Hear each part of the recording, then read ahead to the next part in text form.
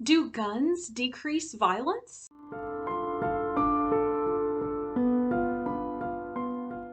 I've been told by people on both sides of this debate that the answer is so obvious I don't even need to do this video. I've been told by people who are anti-gun, well, of course, guns increase violence. Why are you even making that video?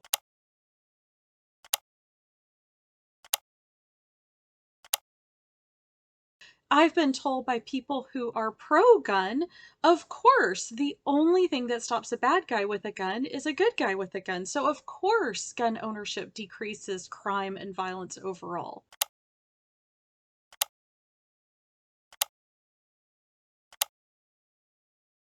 This is why I'm making this video. The answer actually isn't obvious. It seems obvious to people on both sides of the debate, but if you're looking at both sides, you think, wait a second, they're disagreeing wildly with each other. So let's look at what actual social science crime data says about this question. Do guns decrease violence? To answer this question, we're going to look first at homicide in general. Then we're going to look specifically at whether or not guns protect you from strangers. Then we're going to look at whether guns help protect people from mass shootings. Then we're going to look specifically at suicide. So we've got a lot of data to go through here.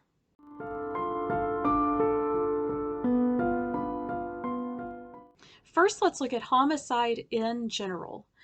Gun violence rates in the United States are about 20 times higher than comparable richer countries, and we have the most gun ownership per capita of any nation in the world. So just with that statistic alone, it's not looking good for the pro-gun side. It seems as though more guns is increasing violence.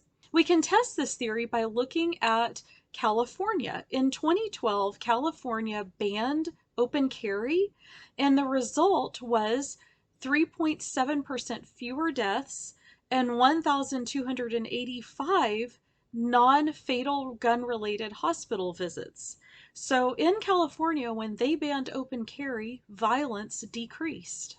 Researchers have also found that just in general, states with stricter gun laws have lower gun deaths. Looking at CDC, that's Center for Disease Control, data from 1981 to 2010, and we're looking just statewide from one state to another and comparing them.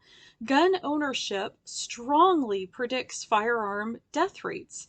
For each percentage point increase in gun ownership, the firearm homicide rate increased by 0.9%. So yes, more guns equals more homicide. You can also see this pattern globally. Using global data from 26 richer countries, there is a strong correlation between handgun ownership rates and the rates of victimization by gun-related contact crimes, gun-related threats, and assaults and homicides.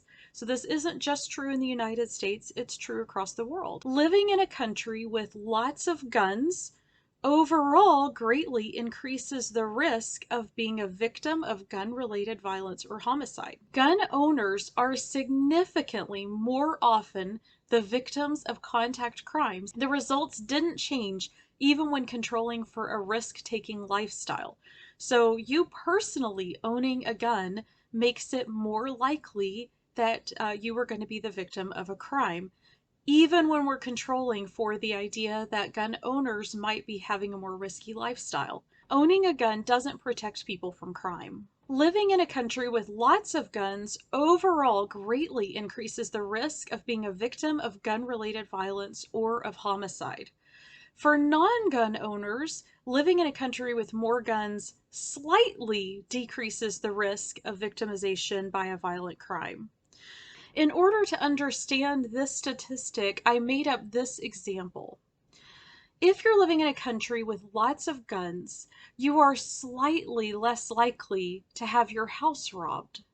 However, if your house is robbed, the chance that that robbery ends up in murder or serious violence against you is much, much, much higher in a country with lots of guns. So the overall crime risk is slightly lower, not a lot lower, just slightly.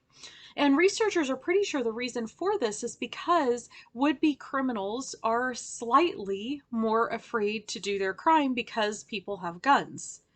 However, that risk is severely offset by the fact that when that crime does occur, it is much more likely to result in the death, the homicide of the victim. So overall, people are much safer in countries with fewer guns.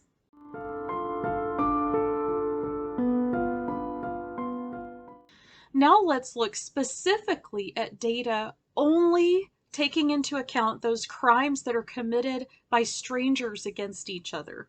Gun advocates specifically point to the idea that gun ownership will deter strangers from committing crimes against each other. So let's look at that next. That's a specific claim made by the NRA, and it's a claim made by gun advocates. They say that a well-armed citizenry will deter violent crime. Without guns, criminals are free to prey on the weakest citizens. If that's true, then states with more guns should have less stranger homicide. We're looking here at FBI data from 1981 to 2010. We're looking again statewide. We find no relationship at all between gun ownership and stranger homicide rates. However, there was a very strong relationship between gun ownership and non-stranger homicide rates. Studies have found that there is a strong relationship between gun ownership and firearm homicides. The more guns, the more killings with guns. For every 1 percentage point increase in the gun ownership, the firearm homicide rate increased by 1.3%. So we're getting some different data here that's breaking down the figures differently, but overall we're seeing the same picture over and over. Guns do not protect against stranger violence, and instead they just make gun homicide much more likely. There is a strong relationship between gun ownership and non-stranger homicide rates. Gun ownership makes somebody much more likely to kill a friend, an acquaintance, or a family member.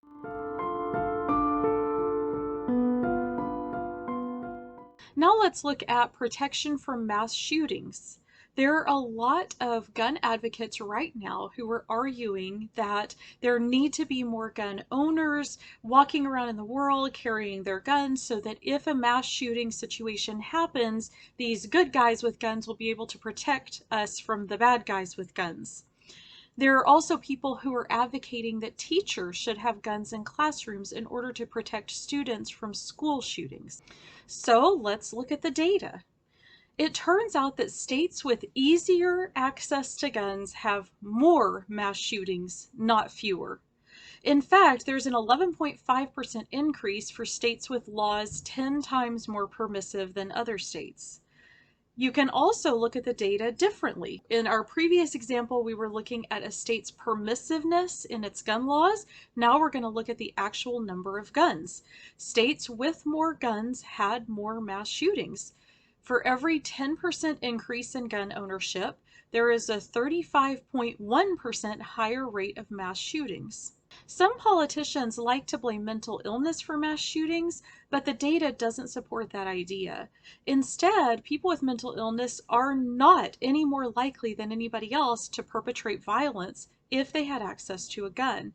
Instead, access to a gun predicts that people with mental illness are more likely to be suicidal.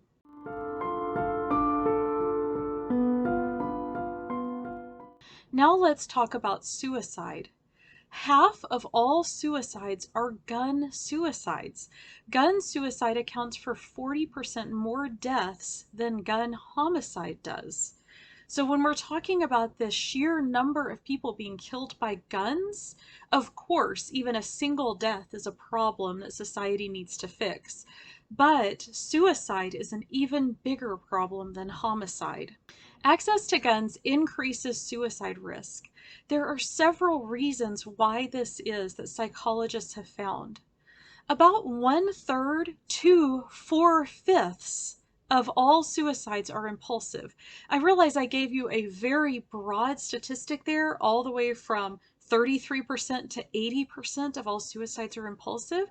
That's because it depends on exactly how you're asking the questions and who you're studying, what number you get when you're asking what percentage of suicides are impulsive. So we don't know for sure exactly what percentage of suicides are impulsive. All we can say is that it's a lot of them. Probably more than half of suicides are impulsive, but take that number with a grain of salt because it changes a lot based on exactly how the data is collected. Researchers will ask people who survived their suicide attempts to describe what was going through their minds before it. And what they found is that 24% of people who survived a suicide attempt took less than 5 minutes between the decision to kill themselves and the actual attempt. 70% of the people interviewed took less than an hour between the decision to kill themselves and the attempt. So you can see that suicide attempts are generally pretty impulsive decisions. For this reason, if you can stop a person from committing suicide during those first few moments when they feel a burst of wanting to kill themselves, usually that feeling goes away fairly quickly. If you can make suicide more difficult in those beginning moments, then you can save a lot of lives. Researchers have also found that suicidal feelings are usually temporary. Usually they're a result of something like a romantic breakup, a job loss, or a problem with the police. Most people who attempt suicide survive, about 90% of them do, and most of them do not go on to die by suicide later in the future. So, suicide attempts are usually a very temporary, fleeting feeling that people try to harm themselves in that moment. But if you can just get past that moment without the person hurting themselves, then usually they can go on and live healthy, productive lives.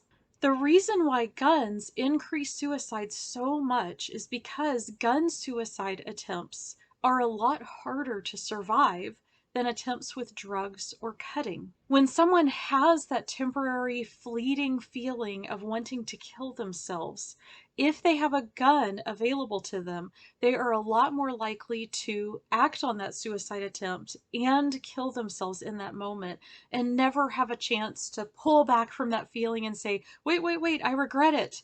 I need to go to the hospital and get help. Here again, we're going to see that studies differ based on exactly which data they're using and how they're defining their terms. But studies have found that a gun in the house increases suicide risk either twice, you're either twice as likely to die of suicide if you have a gun in the house, or up to 10 times more likely to die if you have a gun in the house. So guns very much increase the suicide risk, anywhere from twice as much to 10 times as much. The increased risk cannot be explained by increased psychological problems.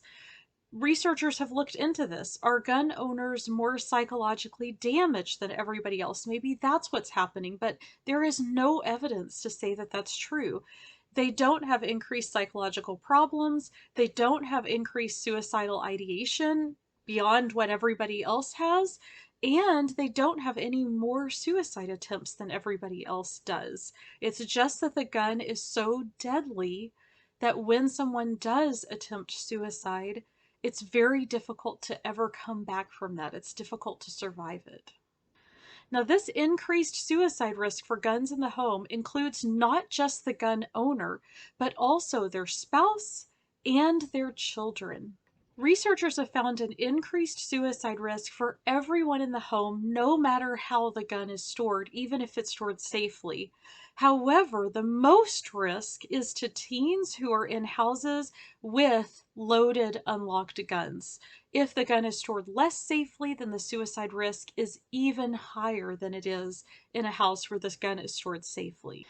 And we can see this pattern on a statewide level too. States with higher gun ownership have higher rates of gun suicide and higher rates of overall suicide. There is no association between gun ownership rates and non-gun suicide. So all the other suicide methods that people might use, there's no association. So what's happening here is the increased ownership of guns increases the risk of suicide.